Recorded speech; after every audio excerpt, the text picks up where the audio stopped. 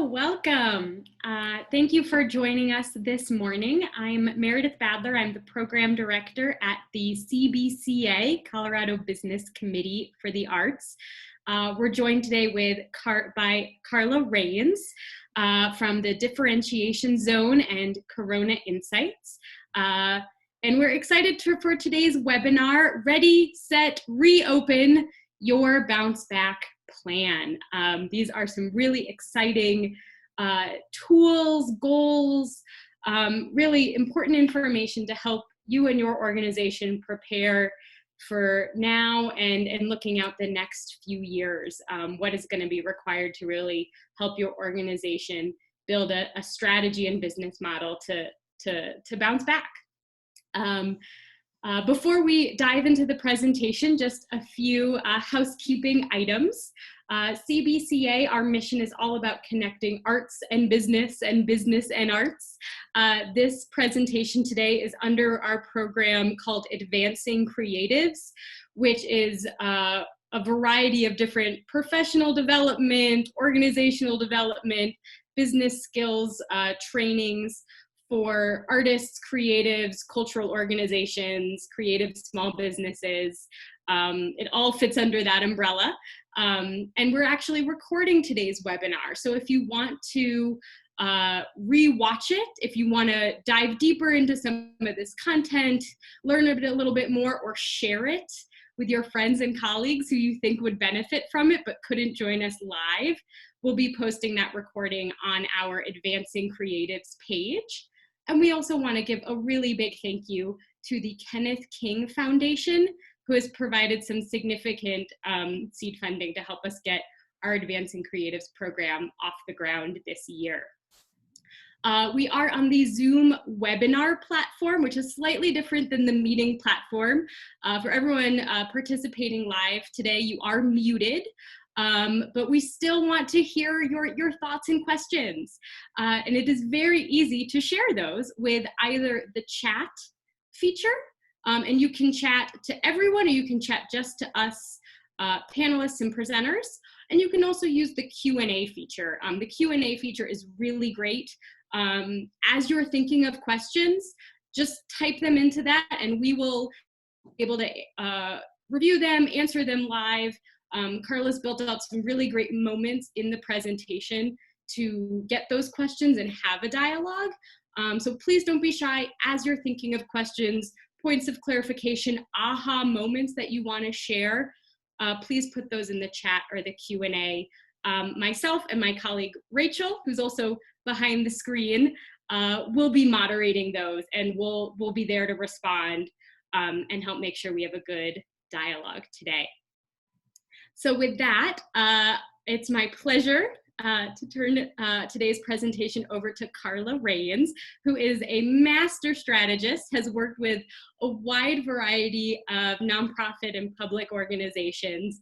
And we're just so delighted that she's had the foresight to put these tools together to really synthesize some of the trends and information that's coming out and put together this plan, this template for organizations to use and customize.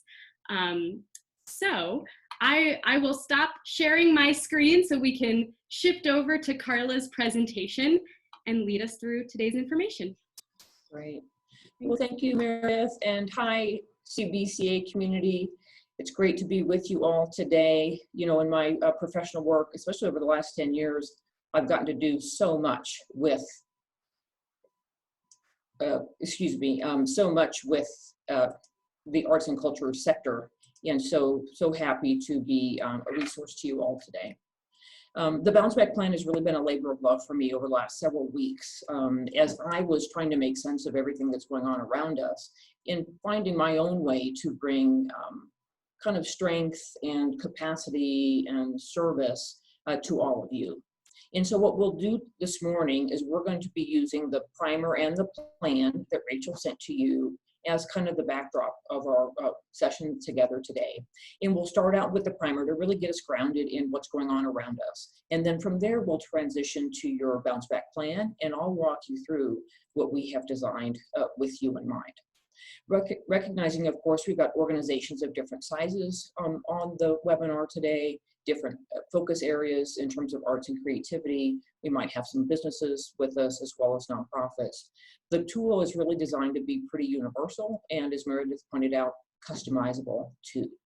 And so we'll get some context kind of under our belts, if you will, to help us get grounded in what's going on, recognizing things are shifting all the time. And you can imagine things have shifted just since late April when I built out this deck. So we'll talk about that a little bit too. We'll bring up the importance of scenario thinking and scenario planning, because we are going to be in a pretty fluid and dynamic environment for probably the next 2 years. And so wanting to ensure that we're thinking through that and really kind of making the best of that as much as we can going forward. And then we'll transition right over to your bounce back plan. 9 goals, yes, it's a lot, but there really is a lot to do. And so our goal, my goal for you, is to provide some nice framing and again, some kind of bucketing, if you will, of the work to be done. So we can get you through to 2022 with as much vitality and success and strength and optimism as possible. So again, you've got your primer and your plan. They're also available on our website should you need them for later, and all of this is free. So please feel free to use it and to share it with others. It won't be as if someone hits a button and things instantly reset to the way they were. Like other historical pandemics, this one is likely to recur in waves over the next 6 to 18 months, flaring up in hotspots and threatening to spread again. Our own interim period may be shorter or longer, depending on how quickly antiviral therapies are put in place, a vaccine is mass produced, or we develop herd immunity. Businesses will have to prepare for this new normal. I really love this, this quote in this kind of this segment of a larger article, because I really think it helps us to understand that, colleagues, there is no reset button.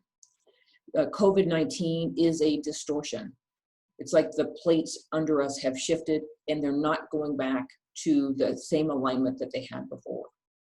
And as Dr. Fauci would say, we really are living under the virus's time frame, right? And its kind of pathway. And so as we move forward thinking about the bigger milestones of herd immunity and a vaccine and therapies, there are going to be other milestones that we need to be cognizant of that are, quite frankly, new for us in the social sector and new for us as we think about setting a strategy for the future. So my invitation to you all is the same invitation I've extended to myself, which is to become part of the new avant-garde, the bold group blazing a trail ahead of others, finding the path forward. This really is an opportunity for individual and collective leadership, and again, bringing a spirit of optimism and confidence to the work, charting the course, not only for our own organizations, but for our communities as well.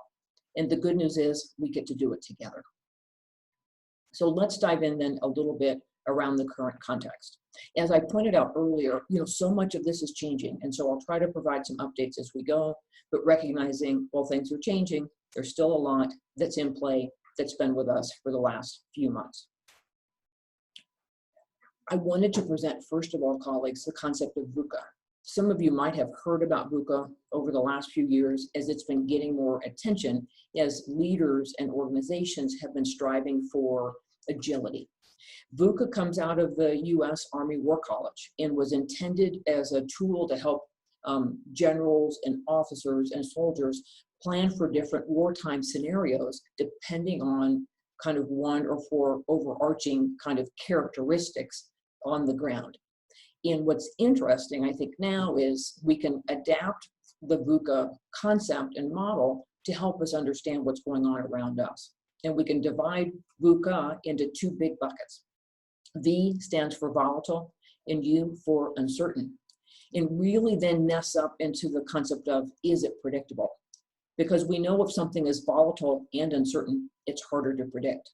And that's certainly been true so far for us with COVID-19 and the parallel crisis that we're dealing with our economy. And again, this is global to hyperlocal, all the more kind of uncertainty that we're dealing with. We are also in a situation, a lived situation, colleagues, that is both complex and ambiguous. And so as we think about complexity, have to ask ourselves is it knowable? And it's not really been very knowable yet, right? We might know a little bit more each and every day or each and every week, sifting and sorting through what's true from what's not, looking always for evidence, right? And so again, I frame our work together today in VUCA to help us understand that we really are living in a time that is this kind of extraordinary. And hopefully this will give you some language as you have conversations with your staff and your board, volunteers, and others to really kind of paint a picture around what's going on. My apologies, my allergies are acting up. Hey, Karla, can Yeah. I just interrupt you for a moment? Yeah. This is Meredith. I know that you're going through some slides here, but we can't see them. I wondered about that. Yeah. You can either turn your share screen on, or I have them pulled up on my screen and I can click through. Let's do this. I can do let's see. I'm so sorry about that, everybody. Nope. Meredith, why don't you do the click? That'll probably be the easiest. You got it. Yeah, sorry, everybody. Super. All right, yeah, talk about VUCA, right? Here we go. Okay, Meredith, on to the next slide. So colleagues, this really is new terrain for us. And so what I thought was really important to note is that our future is really being guided by landmarks outside of our spheres of knowledge and control. Typically we'd be thinking about like technological trends or sweeping consumer trends and those sorts of things. But now we're really dealing with an environment that's controlled more and more by public health policy and by government policy in general. And we're looking for indicators that are new and different for us, especially those coming out of public health. And guess what? We get to learn about things like supply chains and supply chain management and the implications that just-in-time manufacturing and a global kind of economy have on us being able to navigate what's going on around us. And so we're learning so much more about manufacturing capacity and when vaccines or tests might be available and will we have gloves or not, all of those sorts of things. And again, it's important to recall that as we balance the sheer reality you all have had in managing the crisis, and we start to think about strategy, and I ask you to dip your toe into thinking out, not just for the next 2 to 3 months, for the next 6 to 18 months, it's going to be important that we consider what these new markers might be. And so again, as we go back to VUCA, we know we've been dealing with so many different unknowns. Who might have COVID-19? Who doesn't have it? Can you get it again? What does immunity mean? Will we have a second wave this fall? Now, of course, we're wondering if we'll have one this summer. And what we know based on history in the United States is that every pandemic of this sort has had at least one more wave. And we will continue again to live with this real time as we go. So here's the reality that we all know we've been facing, is that our local and elected leaders and others have really been working so hard to make sure that our frontline and healthcare workers and organizations had everything they needed, right? Personal protective equipment and other things to really do the work that they needed to do to take care of us, and especially our friends, families, neighbors, and others that have really been impacted by the virus and have needed medical care. But now, as we start to open up our economies, we're wondering when will kind of the necessary equipment be ready for all of us, right? To reopen our businesses and our arts organizations and our neighborhoods, right? And how long might that take? The challenge, colleagues, that we've had is that we don't have an effective national strategy to produce and procure necessary supplies. And so what that has meant is that there's been a lot of effort at local levels to try to make up for that lack of a national strategy. And I wanted to point that out to you now because I think the lack of a national strategy then has big issues for us in terms of our thinking about health care. And then, oh, next slide, Meredith. Yeah. And so as we move forward, we'll really want to be thinking about how we can get our strategy back on track and what we might be able to do to make the most of not only the situation that we're in, but hopefully bring more strategic clarity to the work. As we've seen, our states and local governments are really balancing urgency and trade-offs. And as we begin to slowly reopen, that's becoming more and more apparent. Initially, as we know in March and April, so much of the emphasis was around the massive scaling of a healthcare system that was really struggling to keep up. We've been building field hospitals, deploying Navy ships and others to ensure that we have the capacity that's needed. And so that balancing point will continue to play out, we can expect, on the healthcare side. And what we'll likely also see is the urgency and trade-off balance now going back to the economy as well, right?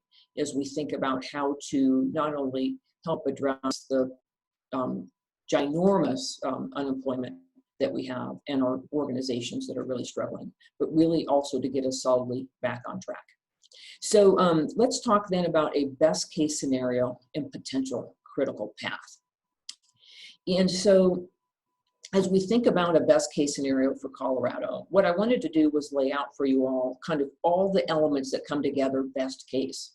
And I think what we're realizing is a kind of ideal best case is less and less possible for us, just given all the things that are involved in this very VUCA experience.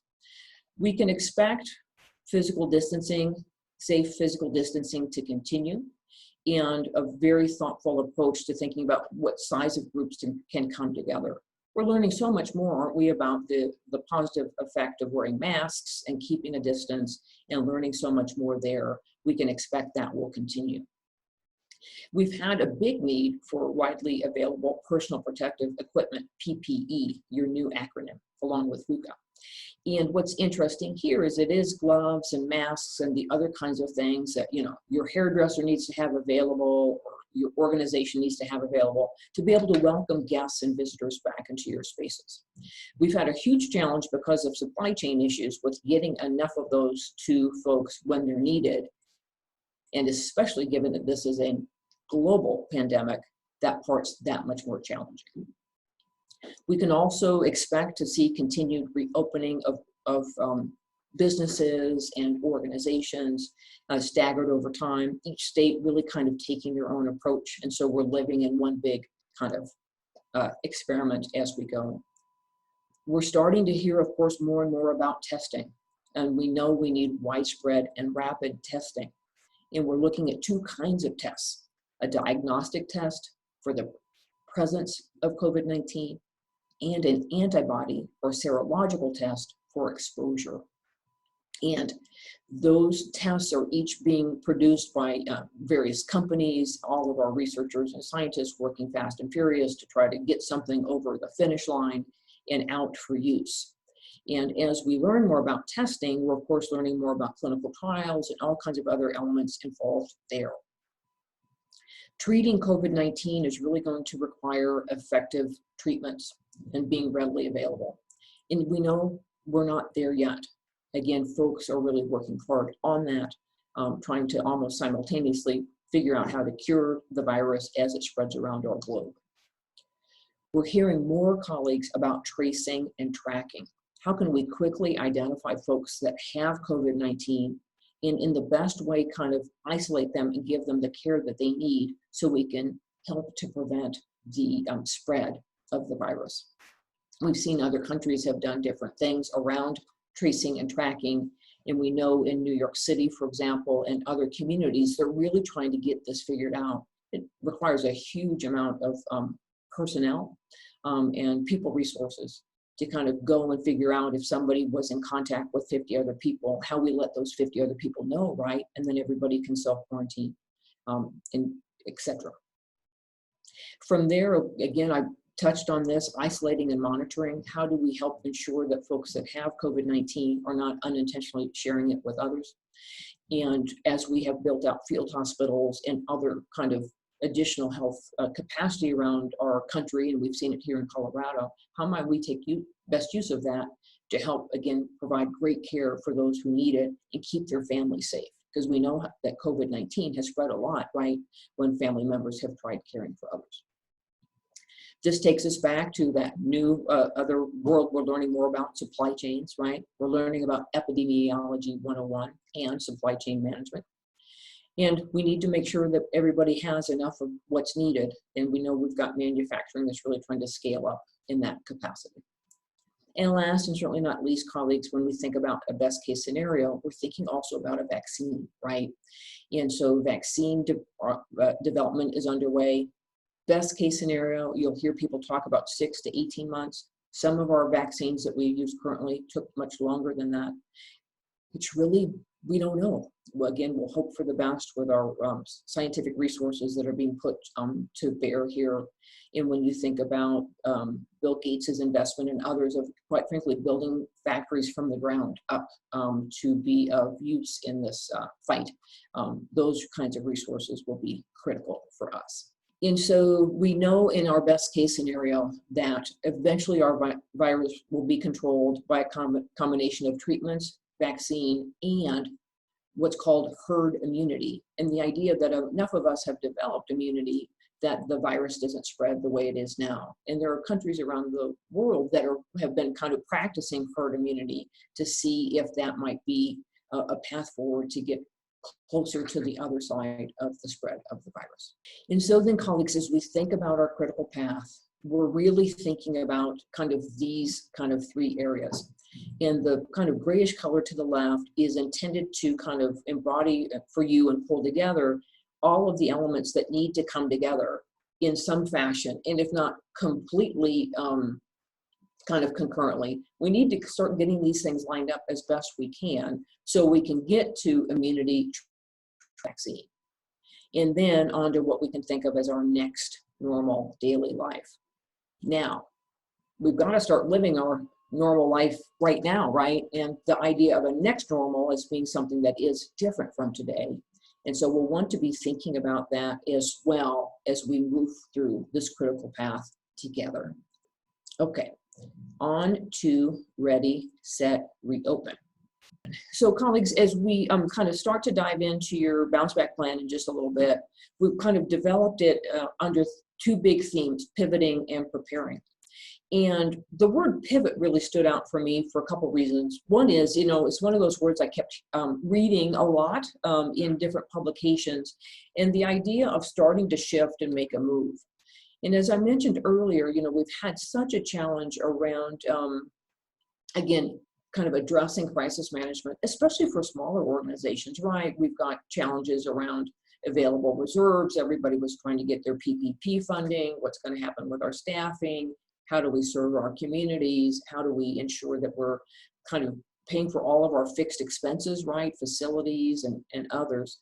And so the pivoting has been really, really vital, I think, as we have been, again, shifting from crisis management, again, to thinking out towards the future.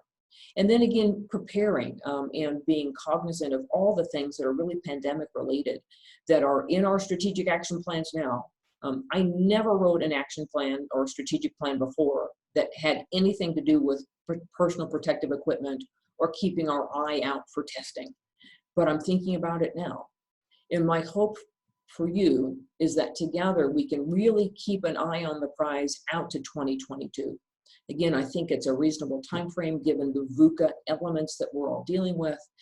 And it really helps us think beyond just today as we craft a strategy for success for the future.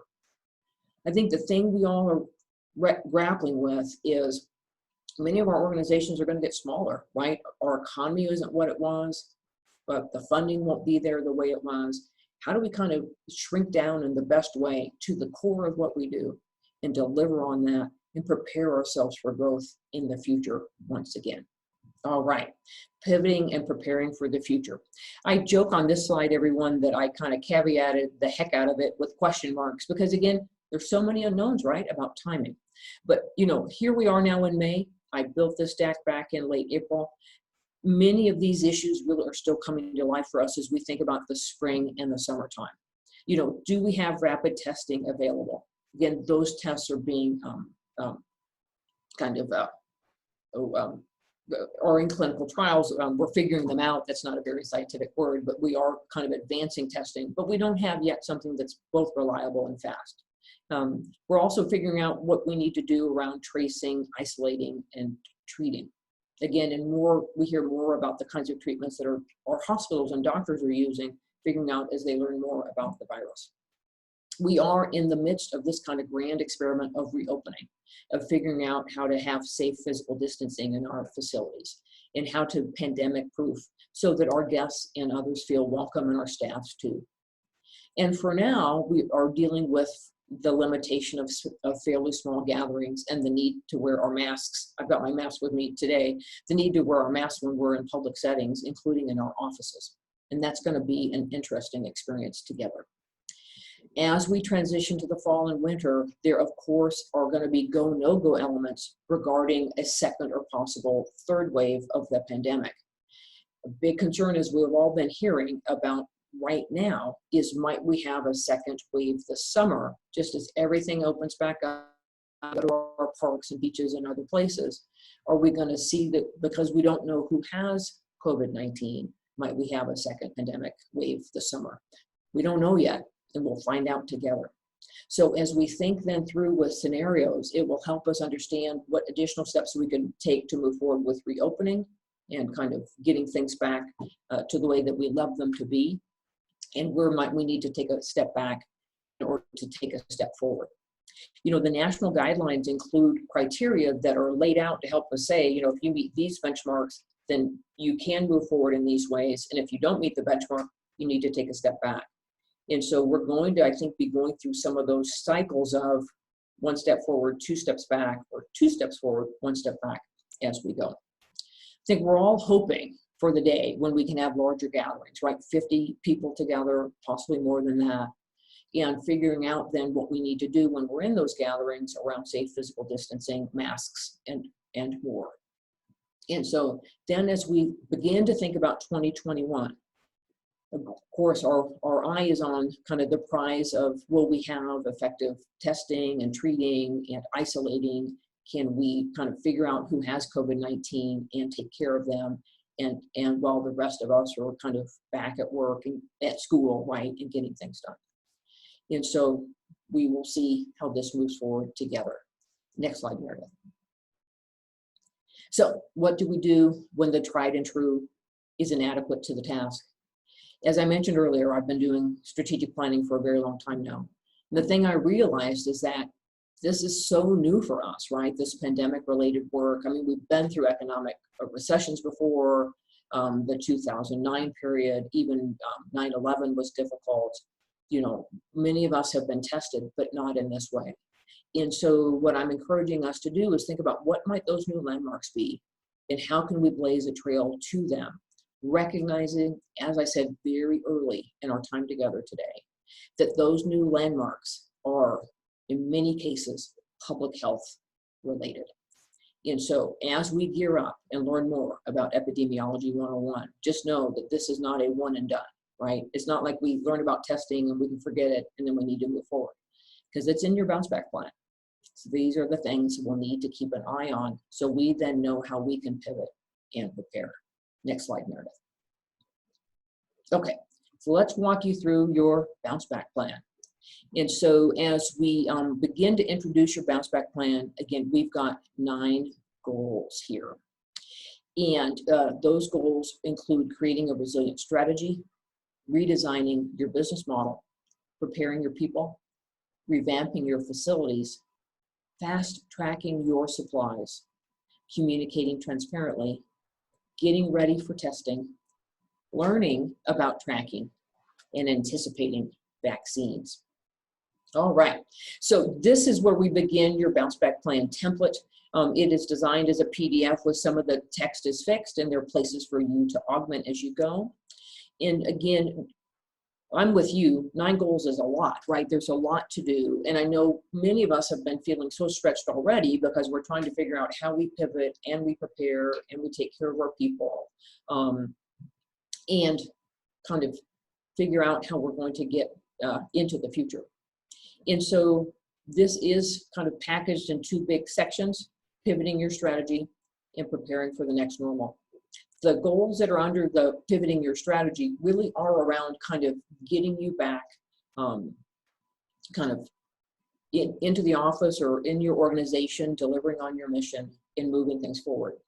And the goals under preparing for the next normal are the ones that are really intended to help you think through these big new landmarks that we're all going to want to be attentive to as we move into the future. And so your invitation here, colleagues, is going to be to join me in a new avant-garde where we're going to be tracking trends and milestones, updating scenarios along the way, and providing leadership. And I think, Meredith, here, if we could transition over to the template itself, that I think would be wonderful, because then we can walk everybody through each of the goals, if that sounds good. This workshop, great. So colleagues, the way this document is set up is that most of your goals are on a page, except for there's one goal, goal 7, where we had so many questions it kind of extended into 2 pages. But what we've endeavored to do here for you, for your goal here, is creating a resilient strategy. We've identified what we think are the objectives to be met as you achieve that goal. And then the actions that you'll want to take that then lead you to the objectives and lead you to the goal. And the action steps are really laid out so you can check them off as you go, and you can add new ones along the way. And then you can make assignments using the column to the right. So with that kind of a little roadmap in mind, let's talk to you a little bit about this goal and kind of what the hope is here. And so as someone who works a lot in strategy, as I mentioned earlier, my eye is on the prize of success, health, and vitality for our organizations in 2022. And that means we really need to craft a new strategy. We know that we've had to pivot from whatever our plan was before, and we're having to redraft our plan going forward. I'm going to suggest that each of your organization deserves to have a strategy that differentiates you in the marketplace. It's really important as we move from crisis management and so much kind of pain and despair to a strategy that is, again, resilient and buoyant, and that really pinpoints how you do something wonderful and unique and special. Because I don't know about you, but what I'm finding is that's the message that gets through to me, right? Because so many of our other messages have been so on point about the need for financial support and other kind of SOS kinds of messages. But as we think about a strategy for the future, your customers, your volunteers, your donors, and others are going to be looking to you to say, where are you going? And how can we be part of helping make that happen?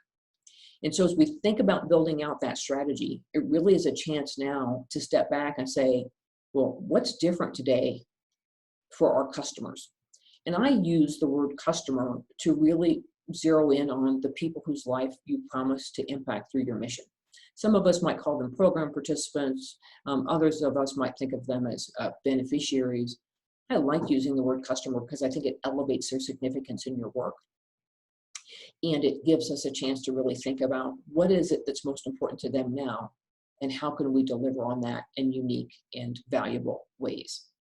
It's also going to be important that we look around and see who else is doing what, and update your competitor analysis. It doesn't mean at all that we're not partnering and collaborating. And I think we're all going to find that there are new opportunities, and I think new expectations for partnership and collaboration. And some of us might be joining forces in ways we didn't think of before. So we have the financial ballast that we need and the capacity that we need to move forward. But just suggesting you kind of take a look around and get a sense of who else is doing what. We do not want folks saying to you, well, it looks like what you're doing is what somebody else is doing. That will not serve us well now. And so we'll want to be, again, as unique as we can be. And then, as we've laid out here in your bounce back plan, really kind of being mindful of those potential game changers going forward that may be pandemic related, or quite frankly, may be coming out of the economic uncertainty that we've all been contending with. And then pulling all that information together, this could be a very quick, I'm not saying this is a laborious process. I think it's a quick, some intel gathering, utilizing your board or a special ad hoc committee to kind of pull together your resilient strategy that you are going to scenario plan with into 2022. Because we know things aren't static, right? We are in a VUCA world. And so we'll want to be thinking about what that strategy is, what your direction is, and how you're going to need to fine tune it as you go, as things emerge that either help propel you forward or cause you to take a step back or potentially pivot again. Goal 2, colleagues, is really about redesigning your business model. And we all know that, strategy and business model really work hand in hand. Strategy is really directional. A business model is really about how we're going to deliver on our mission. And I think as we think about redesigning your business model, I want to encourage you to think about 3 words that will help us, I think, bring the spirit to this goal that is intended. First of all, to rediscover, as we did with goal 1, what's most important to your customers today, to your community today, and how you can deliver on that. Second is to reimagine. We're all figuring out and reimagining how we can deliver our programs, products, and services to the customers and markets that need us. That reimagining will likely continue, but we've got to regroup now and figure out what the big opportunities are so we can move forward. And then last, but certainly not least, redesign. Where are there opportunities to redesign? Let's face it, we're all attached to things that we've always done that now we have the tendency to say, you know what, we might not need to do that way anymore. Or guess what, we can't do it that way anymore. How do we hold on to what's critical about that program or that service, and how can we bring that forward, recognizing the context that we're in? All of us are really kind of living in real time with the need and opportunity to both redesign our in-person programs and services, as well as build out our virtual programs and services. I'll suggest to you that that is not a get that done once and we're finished, right? We'll all have to keep thinking about how we do both over time and what the relative proportion might be, depending on the kinds of gatherings that you can host and the kinds of things that you can do with people, in real life. Now, of course, if we're talking business model, we also always, right, are thinking about money. And as we think about money, we need to be thinking about revenues and expenses. Here's the thing, and we all know it. On the revenue side, we know we're all trying to estimate and do our forecasts around revenue reductions. We can also be thinking about, are there opportunities for new or different sources of revenue that can offset revenue that's lost? You're also going to have some new expenses that you might not have envisioned. We'll talk about those a lot when we get into our pandemic-specific supplies and retrofitting your facility and training your staff. In those new expenses, you might even put them in a COVID-19 category just for tracking, which might be really helpful to you, is to understand which of those expenses will be ongoing, which might be short-term, and where you might need to make bigger investments now in order to secure your future. Again, we're looking at cash flow and all the other wonderful kind of financial management tools that you'd be using. Again, with smaller organizations, we're really rallying our boards and our committees and maybe some hand-picked volunteers to help us think this through. Goal 3, prepare our people. Colleagues, we all know that this has been such a stressful time, and we want to be mindful as we think about our talent, our human capital, our volunteers, our staff, our board, that people are often dealing with less capacity, right? We've got lots of parents homeschooling. We've got colleagues that have older relatives that they're caring for. We're all trying to figure out how to navigate all of this, which means we don't have as much kind of mental or emotional capacity as we're used to having. And I think for those of us in leadership, we need to always be mindful of what is kind of reasonable, what's a stretch, and quite frankly, where we can inspire and help to support our staff in moving forward, kind of creating our own bright future as we go. There's going to be lots here around training and preparation and opportunities to kind of equip our teams for all the things that we need to be doing.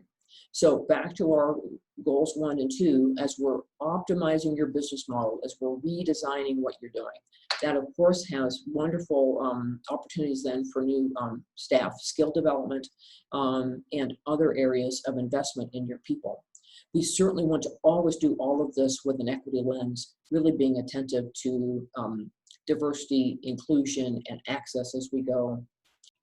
And then also we're looking at things like how do we prepare for our folks when their jobs are changing? They need to do things like stand further back or instruct a guest or visitor in terms of how to enter our facility.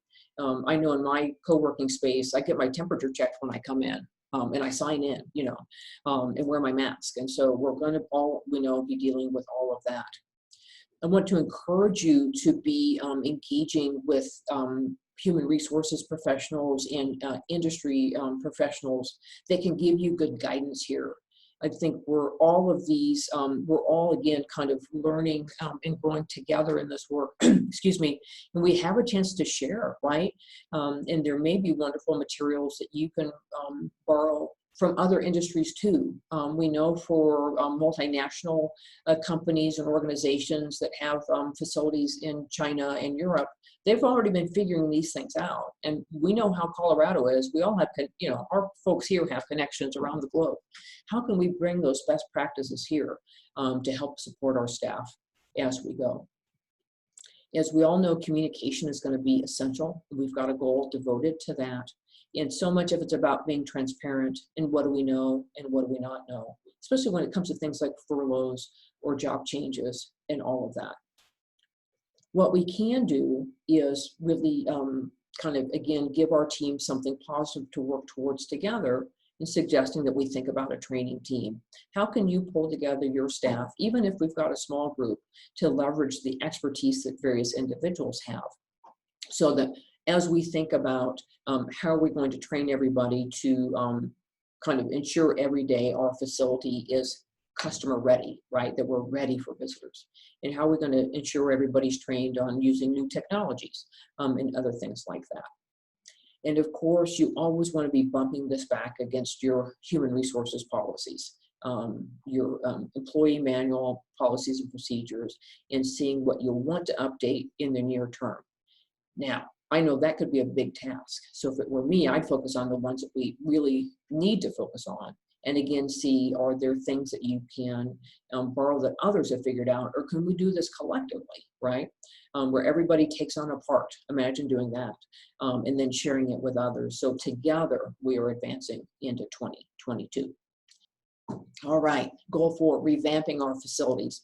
You all have probably heard the stories I have too around people putting plexiglass in restaurants or at teller stations at banks and all of that.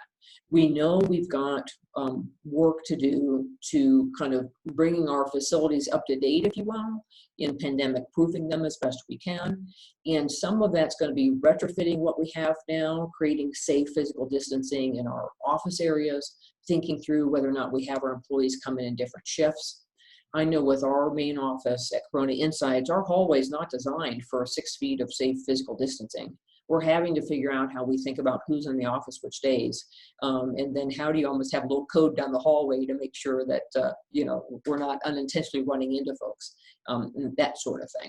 And so again, this is an area where regrettably we're going to need to make some investments, and these are places that perhaps we can find ways to bulk purchase plexiglass and other materials we're going to need, so we get the best deals we can, right, as we think through office design. There may be opportunities here to leverage experts in architecture and other spaces that have a good sense of design. Again, it may be an ad hoc volunteer or somebody else who can help us. I know based on my reading, folks in commercial real estate and other professions have really been thinking about this. And this is a great opportunity to leverage the relationships through CBCA to see who might be able to help us kind of, again, bring best practice to help us figure out what do we need to do now. And when we think about now, everyone, now might be for 18 months, right? And now might be for 10 people, and then evolving to gatherings of 50 people or more over time. So again, I think being agile and flexible here is going to be key as we go. Now, as you get your new spaces into place, that's where it'll be important to get feedback from your staff and your visitors and your guests to see how's it going with this space. Are there opportunities for us to improve? And is it working the way we thought, right? It's like when you have the vision for your kitchen remodel and things don't quite go the way you thought, kind of moving those things forward. And so then thinking about ways to optimize as we go. Okay, fast tracking pandemic supplies. And so again, this is where we start getting into some new territory thanks to COVID-19 in thinking through your bounce back plan. I'm going to suggest that you have a goal related to supplies because likely you're going to need them, and we need to have somebody run point on them. And we'll need to figure out what do you need in the nearer term, what might you need longer term, right? And then what's going to be your protocol for purchasing and using supplies. This is where we end up being tied up a bit in the international supply chain issues. And I know here in Colorado, the state has really been looking at a consolidated resource for acquiring supplies. And as we identify those kinds of resources, I'll share, there's one I was thinking about, Meredith, that I can share with you, we can share with the group. I believe it's called Energize Colorado, which is a big effort coming together to marshal resources. And they have a page where you can do bulk purchasing. So those are the kinds of resources we'll want to be looking at. But again, depending on the kind of work that you do, your mission focus, you might need different kinds of supplies than someone else might need. And we have to budget for these and think these through as we go into the future. Okay, colleagues, communicating transparently. We know how important this is. And so what I'm encouraging you to do is kind of dust off your communications plan, if you have one, and really bring in your kind of COVID-19 and kind of, and this bounce back kind of philosophy and messaging to that plan, to update it for use in real time. Now, if you haven't had a plan or you haven't used it in a while, this is a time to really, I think through what are those 2 or 3 essential messages that we want to be on point about each and every time we communicate internally and externally. They give folks confidence in what we're doing, really convey where we're going, shines a bright light on our differentiation and distinction in the marketplace, and can really be those kind of go-to, almost our hashtag, if you will, or our tweet of kind of how we're approaching things in our organization. Again, I think it's a wonderful place to look at experts in public relations or human resources and other fields, crisis management, etc., to help us think through what this might be. All right, colleagues, you can see the color at the top of our bounce back plan has changed as we prepare for the next normal.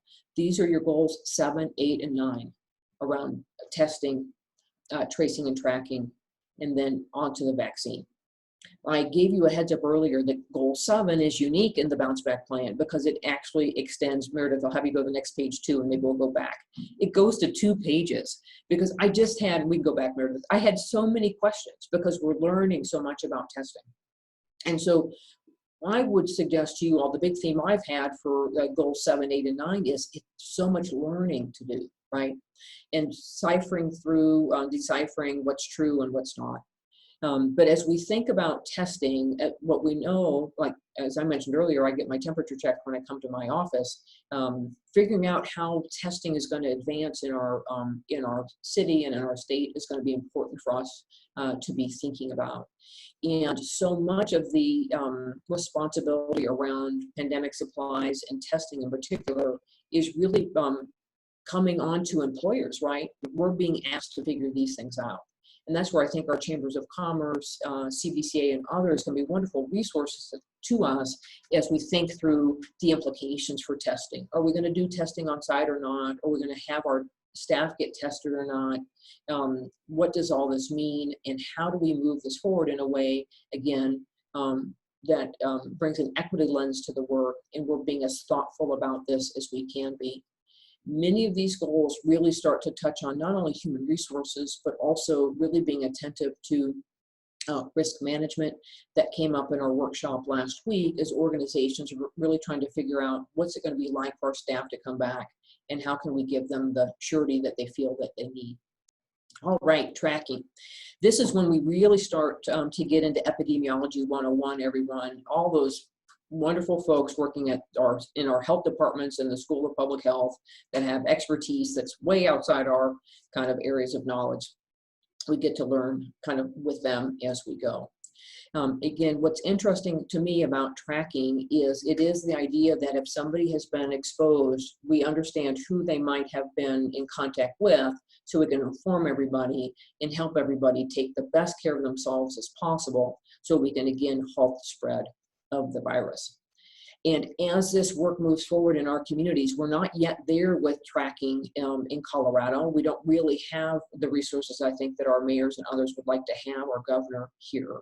And so this is a place where I'm going to suggest we want to really keep our kind of eye on the horizon and be listening for updates as we go, so we know what's available and again, what the implications might be for our organization.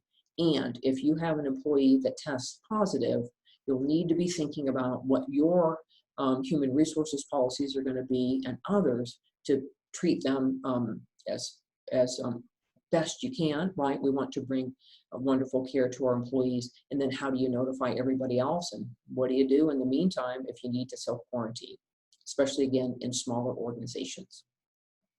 Let's go on to the next slide, Meredith. We'll wrap up and talk about a vaccine. And so goal 9 in your bounce back plan, as we anticipate the next normal, is really anticipating a vaccine.